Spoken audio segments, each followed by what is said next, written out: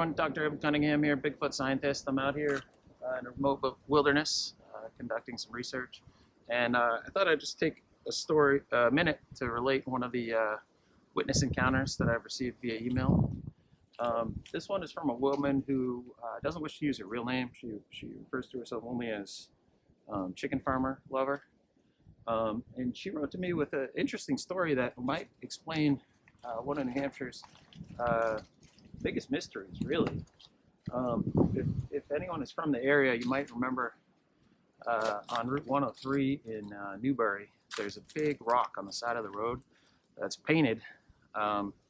It's red now, and it says, "Chicken Farmer, I still love you."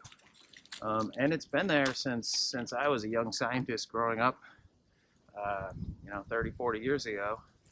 And really what happened is 10, 15 years ago, I want to say 2007, someone reported to New Hampshire Department of Highway Department or whatever, whoever does these sorts of things, that there was vandalism on this rock, and the New Hampshire Highway Department came by and removed it. And it was just a couple days later that someone went back and repainted the sign, only this time it says, "Chicken Farmer, I still love you." And no one really knows who Chicken Farmer is, or why someone would love them, or why they would display their love on a rock on the side of the road. So, like I said, it's been one of New Hampshire's greatest mysteries for as long as I can remember. But this email might help solve the problem. So let's get to the email. Dear Abel, you know that rock in Newbury with "Chicken Farmer, I still love you" painted on it? I sure do. Good story. Well, I know the real story, and it may be something you want to hear. It was definitely something I wanted to hear, and I think it's probably something all my watchers want to hear too. Back to the email. I grew up in one of the towns right next to Newbury. I don't want to say which one because I don't want my family name getting out there. My family's lived in that area since at least the 1840s, maybe longer, who knows. Same here, Cunningham family goes back generations. There's a road named after the family in our hometown. When I was getting out of high school, I worked serving tables at a restaurant over by Sunapee. One night, I had met this handsome young man who had just graduated from UNH. That's my alma mater too. We got to talking, one thing led to another, and I ended up giving him my phone number. We dated a bit before I moved in with him. I didn't get along too good with my folks at the time, and me dating a flatlander, as my old man called him, didn't help none. Also sounds like a familiar story. Me moving out worked best for all of us. Well, it did for a time anyhow. This man, I'll call him Neil here. This man, I will call him Neil here, called himself a poultry scientist. He was working on some way to mess with their genetics to make them grow faster or have more legs or something. I never really understood it. It sounds interesting. I teased him by calling him my little chicken farmer, and he seemed to like my secret nickname for him. But he looked more like young Doc from Back to the Future than any farmer I ever knew, with a white lab coat and all that. Most of my family is farmers, so I know what a farmer looks like. Yeah, farmers don't usually wear lab coats. But anyway, back to the story. When something didn't go quite right with one of his experiments, and she uses the quotations, well, you can imagine. Let's just say we had a lot of dead chickens to get rid of. It sounds kind of nasty. Most of them were just chicks, so it wasn't something a person could eat. Not that anyone would want to eat the chicken with 4 legs, irregardless. Yeah, I mean, I do like the drumsticks, but that seems a little weird.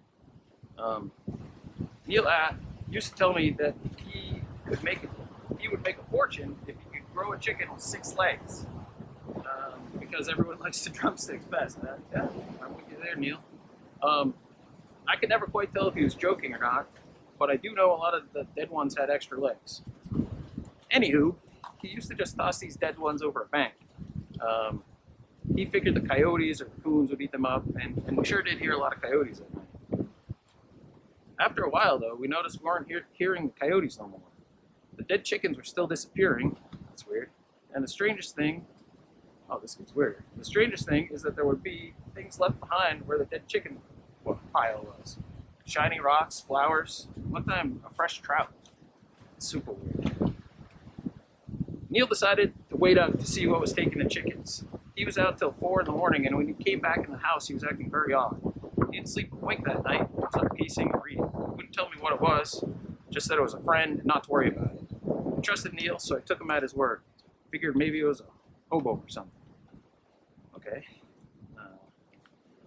Neil started spending more time out of the house in the evening and started tossing more than just dead chickens in the spot. One time, he even tossed half of my homemade lasagna. That really ticked me off because that could have been leftovers for a week. I get where you're coming from. I love my lasagna. And, it's even better as leftovers. I made up my mind to figure out who or what this friend was. One Friday night, I told Neil I was going over to my friend Rhonda's to play cards, but instead I stashed my old 30-30 in the trunk of my car when he wasn't looking. Went to the general store, picked up a 12-pack of Bud Light and a few cartons of Parliaments. Sounds like a pretty good Friday night to me. I grew up hunting with my pops, and I know my way around the woods, and I'm a pretty good shot to boot. I set myself up under a hemlock tree about 75 yards away from the spot where I'd be pretty near impossible to see the angle Neil would be looking coming from the house. Sorry, some of these letters not written the greatest, but I'm just trying to, convey the voice of the witness here. I may have polished off a few too many Bud Lights because I dozed off at some point. When I woke up, I could see the shape of Neil's tall and lanky frame highlighted by the spotlight on the back of the barn overlooking the spot. But there was another silhouette there. It was just as tall as Neil, but a lot bulkier. It was the size of an NFL player, but with longer arms and worse posture, and it was heading right for Neil. I think it was one of those Bigfoot things or stuff. Yeah, it sounds like possible. I mean, that's right in Sullivan County is one of the hot spots of Bigfoot country here in New Hampshire, and Newbury is sort of on the edge of that, but totally within their own possibility, especially if there's food in the way of dead four-legged chickens out there. I could see that being attractive to a Bigfoot. Back to the email. Well, what would you have done in that situation? I wasn't going to let some monster get the man that I loved. I don't know. That's a tough call. I don't know that I would have done what she's about to do, but let's just keep reading. I chambered around on the 30-30, but the creature heard the sound of the action and stood straight upright. By the time I had pulled the rifle to my shoulder, it had spooked and was turning to run. I let one fly just as a blink too late to hear yelled, "No!" Uh-oh, this doesn't sound good. The bullet was already on its way. Either I pulled the shot low or the creature had leaped, I'm not sure which, but in mid-stride it just kind of paused, did a half spin, almost like a karate kick, and then a couple one-legged hops. Then it got its legs under it again and ran off with a limp. I am sure I hit it in the thigh. Neil was furious. By the time I got back to the house, he was already piling up my stuff on the front porch. "It was my friend," he said. "You are not welcome here." That was all he said. This is a tough one. I can see where both of these folks are coming from.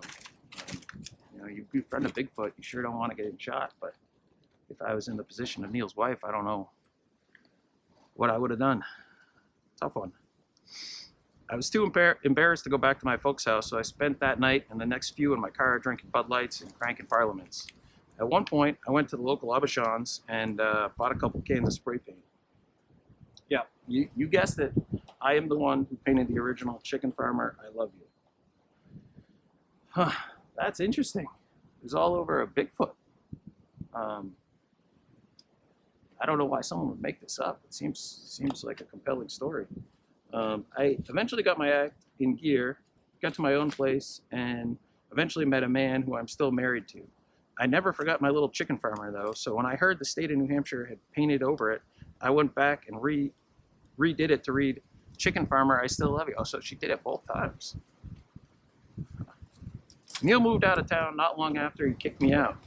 I haven't kept track of where he went to. Someone told me he got a job working in KFC's labs, working to grow chicken nuggets without a whole chicken. Yeah, I've heard that's a thing. UNH has been associated with that for a while. Back to the mid-2000s, I want to say, trying to grow genetically engineered chicken meat without a chicken attached to it. Interesting. I never told no one this story, not even my husband knows, and he wouldn't be too happy to hear it, so please don't use my name. I did hear from someone over in Unity that they had seen similar creatures, about one of them with a bit of a limp. Unity, for those who aren't familiar, just a few miles from Newbury, but a lot more remote. I would like to think the creature survived, but I can't be certain. That's one shot I wish I could have back. Regards, chicken farmer lover. Well, that was certainly an interesting story, and if it's true, it would solve the mystery of Chicken Farmer Rock. You know, I'll leave it up to you to decide whether you believe that story or not, but I have a hard time believing someone would go through all the effort just to make up a story like that if it were not true. So, in my mind, I think the mystery of Chicken Farmer Rock, the mystery is solved, case closed. Thanks for watching. This is Abel Cunningham signing out.